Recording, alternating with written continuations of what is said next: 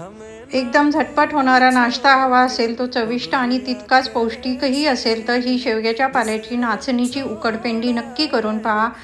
नाचणीमध्ये दुधापेक्षा जास्त कॅल्शियम असतात. जेवढे पण मिलेट आहेत, ज्वारी, बाजरी, बार्ले या सर्वांपेक्षा जास्त कॅल्शियम नाचणीमध्ये आहेत.